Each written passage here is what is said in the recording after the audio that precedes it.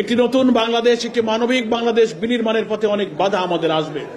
সেজন্য রাজনৈতিক মত পথের ভিন্নতা থাকা সত্ত্বেও আমরা যেন দেশ গঠনের মেজর ইস্যুতে যেন আমরা জাতীয় ঐক্যমত থাকতে পারি, সেই জায়গায় যেন না যাই।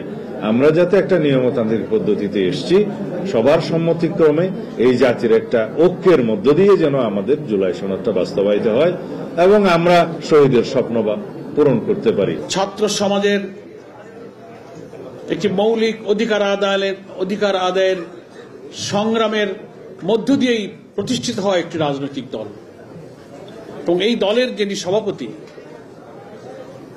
এদেশের মানুষ জানে সে অধিকার আদায় করতে গিয়ে ছাত্র জীবন থেকেই তার উপরে যে নিষ্ঠুর নির্যাতন চলেছে অস্বাভাবিক।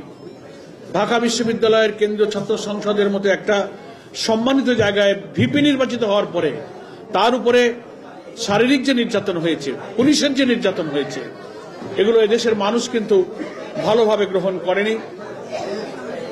দেশবাসীর সহানুভূতি নুরুল হক নূরের প্রতি এসেছে। পুলিশ তার উপরে নির্যাতন করেছে।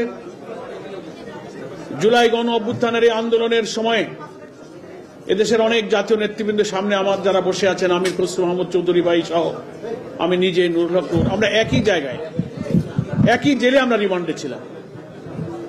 সেসব ভয়াবহ নিষ্ঠুর নির্যাতনের যেসব দৃশ্য আমরা চোখে দেখেছি, নুরুর শারীরিক যে অসুস্থতা, যে অবস্থা, তা দেখলে আসলে ধৈর্য ধরা খুব কঠিন। ফ্যাসিবাদী কর্তৃত্ববাদী শাসকের পেটোয়া পুলিশ বাহিনী যে শিক্ষিত ছাত্র সমাজের এই বরেণ্য নেতৃত্বের উপরে এইভাবে নির্যাতন চালাতে পারে, এটা সভ্যতার একটি বিপর্যয় বলে আমি মনে করি। তারপর ফ্যাসিবাদের বিদায়ের জন্য আমরা যে লড়াই করলাম, আমরা ভেবেছিলাম একটি জাতীয় নির্বাচনের মধ্য দিয়ে জনগণের নির্বাচিত প্রতিনিধির হাতে ক্ষমতা হস্তান্তর হলে একটা নতুন বাংলাদেশের স্বপ্ন আমাদের পূরণ হবে, সুশাসন পাবো, বাধাহীন পরিবেশে, গণতান্ত্রিক পরিবেশে রাজনৈতিক দল, সাংবাদিকরা তার মত প্রকাশের সুযোগ পাবে, রাজনীতি করার সুযোগ পাবে, ছাত্র সংগঠন অবাধ বাধাহীন পরিবেশে গণতান্ত্রিক পরিবেশ তারা ভোগ করবে। কিন্তু বিস্ময়ের ব্যাপার, অতি সম্প্রতি এই নুরুল হক নূরের উপরে আবার কিভাবে ফ্যাসিবাদ মুক্ত একটা সমাজে আবার যে নির্যাতন করা হয়েছে, সেটা জাতি বিস্মিত হয়েছে, স্তম্ভিত হয়েছে। সে অসুস্থ, তার চলাফেরা হাঁটতে দেখলেই বোঝা যায় যে স্বাভাবিক সে নয়। দেশের বাইরে সে চিকিৎসা নিয়ে এসেছে। আমরা বাংলাদেশ জামাত ইসলামের পক্ষ থেকে তার সুস্থতা, সুস্বাস্থ্য কামনা করি এবং এই মজলুম নেতারকে ঘিরে গণ অধিকার পরিষদের মূল সংগঠন, অঙ্গ সংগঠন, পার্শ্ব সংগঠনের বিপ্লবী কর্মীরা যেভাবে এই সংগঠনের অকুতোভয় অগ্রযাত্রাকে অব্যাহত রেখেছেন, জামাত ইসলামের পক্ষ থেকে আমি তাদেরকে আন্তরিক ধন্যবাদ জানাই। এবং সামনে জাতীয় নির্বাচনের যে অভিযাত্রা শুরু হয়েছে, সেই অভিযাত্রা যেন আবার ক্ষতিগ্রস্ত না হয়, সেজন্য মহান জাতীয় ঐক্যের যে দৃষ্টিভঙ্গিতে জুলাইয়ের যে চেতনা আমরা ধারণ করেছি, সেই চেতনাও যেন আমরা ধারণ করতে পারি। অনেক পরাশক্তি দেশে এবং ভেতরের নানান এজেন্সি ক্রিয়াশীল হবে। ফ্যাসিবাদ মুক্ত বাংলাদেশে একটি সুষ্ঠু গণতান্ত্রিক পরিবেশ, একটি নতুন বাংলাদেশ, একটি মানবিক বাংলাদেশ বিনির্মাণের পথে অনেক বাধা আমাদের আসবে। সেজন্য রাজনৈতিক মত পথের ভিন্নতা থাকা সত্ত্বেও আমরা যেন দেশ গঠনের মেজর ইস্যুতে যেন আমরা জাতীয় ঐক্যমত থাকতে পারি। আমরা দুর্নীতিমুক্ত সমাজ চাই, নিরপেক্ষ নির্বাচন চাই, জনগণের ভোটাধিকার প্রয়োগের মধ্য দিয়ে যেন প্রকৃত মতামতের প্রতিফলনের মধ্য দিয়ে সরকার গঠন হয়। এইসব ব্যাপারে তো আমাদের রাজনৈতিক দলের মধ্যে কোনো ভিন্ন মত নেই। মোটামুটি সবাই স্বাক্ষর করেছেন। এখনো এনসিপি সহ দুই একটি দল স্বাক্ষর করার সুযোগ পায়নি, কারণ তাদের কিছু দাবি দেওয়া আছে। সেই দাবি দেওয়ার প্রেক্ষিতে আলাপ আলোচনা হচ্ছে, হয়তো আশা করা যায় তার একটা সুষ্ঠু ন্যায়ানক সমাধান হবে, তারপরে তারাও স্বাক্ষর করতে পারবেন। তাহলে এই জুলাই সনদ হবে জাতীয় জীবনে রাজনৈতিক সমঝোতার একটা ঐতিহাসিক দলিল, পূর্ণাঙ্গ দলিল, যা বাস্তবায়নের জন্য আমরা সবাই প্রতিজ্ঞাবদ্ধ, অঙ্গীকারাবদ্ধ। এবং সেই বাস্তবায়নের জন্য সুনির্দিষ্ট ফোরাম হচ্ছে একটি নির্বাচিত জাতীয় সংসদ। এখানে কোনো দলের সেই বিষয়ে কোনো দ্বিমত নেই, কিন্তু সেই জাতীয় সংসদে জুলাই সনদ বাস্তবায়নের জন্য যাতে জাতীয় সংসদ বাধ্য থাকে সেইটার একটা আইনি ভিত্তি রচনার জন্যই এখন সেই প্রস্তাব জাতীয় ঐকমত্য কমিশনের কাছ থেকে প্রস্তাব অথবা সুপারিশ সরকারের কাছে দেয়া হবে। সেই সুপারিশটা দেওয়ার পরেই আমরা জানতে পারবো কি প্রক্রিয়ায় সেই আইনি ভিত্তিটা রচনা করতে চাচ্ছে। তবে আমি সকলের অবগতির জন্য আমি বলতে চাই, সকল রাজনৈতিক দলের উদ্দেশ্যে বলতে চাই, জনগণের উদ্দেশ্যে আবেদন করতে চাই, আমরা যেন কোনোভাবেই আইনানুগ প্রক্রিয়ার বাইরে না যাই, সাংবিধানিক প্রক্রিয়ার বাইরে না যাই। আমরা যেন এই জাতিকে একটি সুষ্ঠু নিয়মতান্ত্রিক ধারার মধ্যে দিয়ে পরিচালিত করি। কারণ অনেকেই আবেগের বশে বলে থাকেন যে জুলাই গণ অভ্যুত্থানে যে জনগণের অভিপ্রায় প্রকাশিত হয়েছে সে অভিপ্রায়ের অনুবলে শক্তি বলে অনেক কিছু বৈপ্লবিক আদেশ জারি করা যায়। এই বক্তব্য হচ্ছে আবেগী বক্তব্য। কারণ জনগণের অভিপ্রায়কে বাস্তবায়ন করার জন্যই আমরা সবাই সংবিধানের আশ্রয় নিয়েছি এবং সাংবিধানিকভাবেই এই সরকার গঠিত হয়েছে এবং এখনো পর্যন্ত আইনানুগভাবে সাংবিধানিকভাবে আমরা এই রাষ্ট্রটা পরিচালনা করছি।